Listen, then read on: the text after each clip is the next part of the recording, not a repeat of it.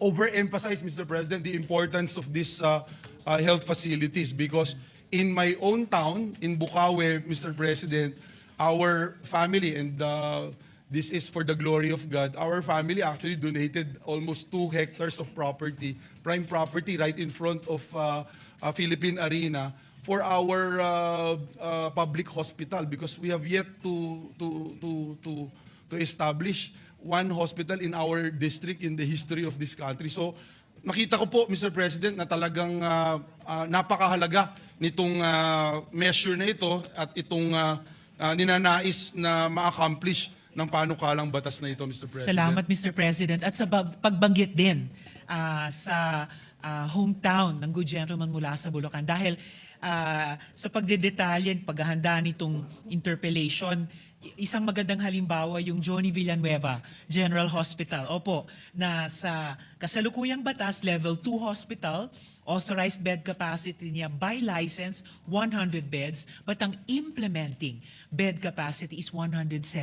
So halos doble ang pagsiservisyo niya sa mga pasyente, mga mamamayan ng bayan kaysa pa sa authorized bed capacity. And sa ilalim ng bill na ito, kung maipasa na po natin, pwede pong administratively i-implement ng DOH ang bed capacity increase at pati service capability upgrade batay po sa hospital development plan ng department sa Johnny Villanueva General Hospital. Thank you, Mr. President, for stating this important information. And let me also emphasize, Mr. President, more than 80 to 90% of our patients do not belong to our hometown in Bukawi. In fact, this is the very first hospital in the entire district, and it's catering almost to all Bulaqueños from the province, Mr. President. Thank you for that, Mr. President. And that's one of the main reasons why we are fully supporting this measure because of the fact that hindi na ho kailangang bumalik at paulit-ulit yung mahabang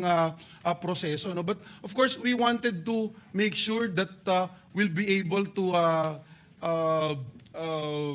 accomplish and hit our goals, Mr. President, with this measure. Nung COVID-19 pandemic po, yung DOH established a national indicator-based surveillance system at para po ma-monitor nila yung health system capacity in real time. In fact, March 2020, yung DOH nag-launch po sila ng Data Collect Bed Tracker System which regularly gathered data from both public and the private hospitals and infirmaries nationwide on bed availability, human resources, and critical supplies. Yung nakita din po natin na yung sistema na ito, nagawan po ng paraan yung mabigyan ng access yung Department of Health and other stakeholders, ma-monitor po yung key indicators no, to prevent health system and crossing critical capacity threshold.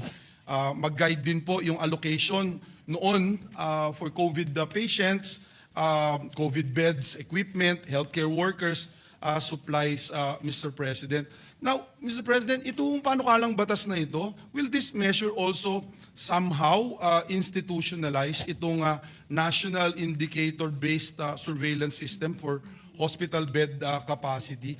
At ano po yung lessons that we have learned in the past para ma-improve po natin at mapaloob po dito sa panukalang batas na ito, Mr. President. Salamat, Mr. President. Lagi pong interesante at importante makita paano nag-evolve yung mga instruments at yung mga frameworks ng bawat department. Pati po sa DOH na nagpapatupad ng Universal Healthcare Law. So mukhang mula doon sa bed tracker na binanggit ng good gentleman mula sa Bulacan, na naging input po yon para mabuo itong Philippine Health Facility Development Plan. Kasi kung natatrack ng DOH yung ano yung authorized bed capacity, ano yung actual na operating capacity, ano yung mga bed capacity and service capacity gaps sa bawat ospital mula nung pandemic at ngayon na post-pandemic na tayo pero talagang kinukumpleto pa natin ang implementasyon ng Universal Healthcare Law, then talagang inaasahan natin na magiging mas strategic yung bawat pagkilos ng department.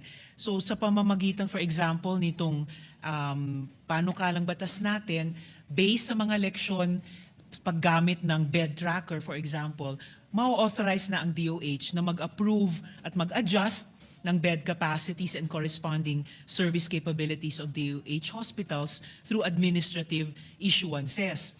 Isa pa sigurong leksyon mula sa bed tracker noon papunta dito sa binubuong sa panukala na nakakonteksto nga po sa Philippine Health Facility Development Plan, maseset yung minimum criteria for adjustments.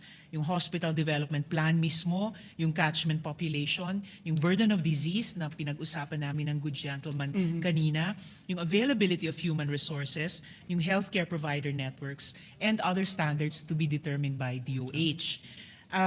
Ayun na nga po, mula dun sa bed tracker at iba pang instruments na nagamit natin para ma-survive yung pandemic, itong bill din ay magmamandate sa development and maintenance ng Philippine Health Facility Development Plan as a strategic blueprint for modernizing hospital infrastructure and services nationwide.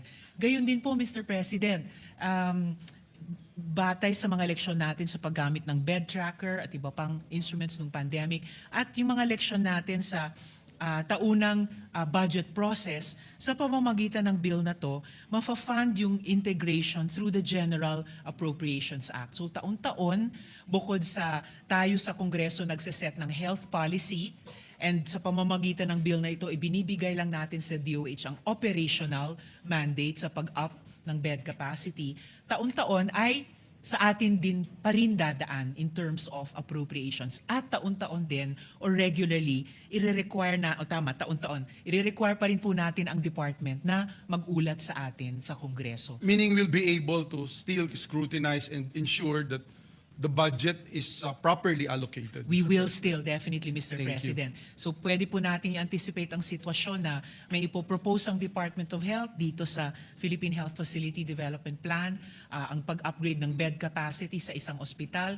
Pero kung sa mga debate natin dito, ma-determine natin na hindi pa kakayaning pondohan or pondo ang buo the next fiscal year, sa atin ang huling desisyon tungkol doon, Mr. President. Salamat po, Ginoong Pangulo, distinguished colleague. Binanggit niyo po kanina yung data tracker and yung ginawa po noon ng ating Department of Health. Naniniwala po tayo na itong mga data na ito ay napakahalaga dahil essential po ito to guide government action, including yung identification ng geographic areas and hospitals with the highest resource constraints. Mr. President, may I just ask one more on that particular topic?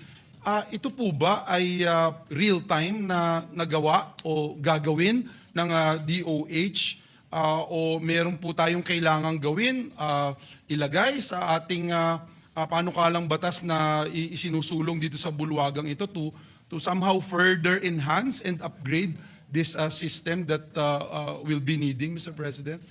In effect, Mr. President, mangyayari siya real-time or halos real-time. Opo. Kasi, regularly naman, naglalabas po tayo ng mga policies, including health policies, mula sa Kongreso. Pero may dalawang annual processes na kailangan i-observe ng DOH kahit sa pag-up ng bed capacity. And those are yung annual budget process, tapos yung annual report na kailangan din nilang ibigay sa atin. And speaking of time, Mr. President, gustong bigyan daan nitong panukala yung mas timely nga na pag-upgrade ng bed capacity dahil kumpara sa current regulatory limitations natin. Sa ngayon po kasi, madalas itinataas natin ang bed capacity through legislation. Yes. Ang feedback po ay nag-average po yung legislative process na yon from 21 months up to 3 years. Na ang feedback po doon mula sa Department of Health, madalas yung hospital needs ay nag-evolve na mula noong nag-evolve na at the point na na-secure nila yung approval ng Kongreso. Siyempre, Kailangan na nila ulit mag-file ulit. kailangan pong mag-file ulit. So another 21 months to 3 years, Mr. President. Rather than rationally naman paghatiin natin ang mandates natin, policy setting, budget making, receipt of regular reports at yung operational sa Department of Health. And naman that's po, why it's Mr. important President. na real time, and that's Yes po. why it's important na yung data na nakukuha ng departamento ay efficient or productive data, Mr. President. Thank you for that. Mr. President, sa mga budget cycles po na nitong nakaraan, no, yung particularly dito po tayo sa Senado, tinanggal po natin yung legislators referral authority in programs such as MAIP, TUPAD, etc., Mr. President. Ngunit pag tinignan po na, at ang dahilan po rito, yung tinitignan natin, for example, yung sa PIDS Health Facility Enhancement Program, meron po silang pag-aaral na despite formal guidelines, yung health infrastructure investments po have historically been vulnerable to political intervention, leading to deviations from national plans and inequitable distribution. Yung HFEP data also shows yung allocation have not consistently prioritized LGUs with the highest poverty incidence despite equity-oriented frameworks. So ngayon, itong pinupush po natin na panukalang batas, gusto lang po natin malaman, no, how does this bill advance our reforms on moving away, Mr. President, from patronage politics and ensuring fair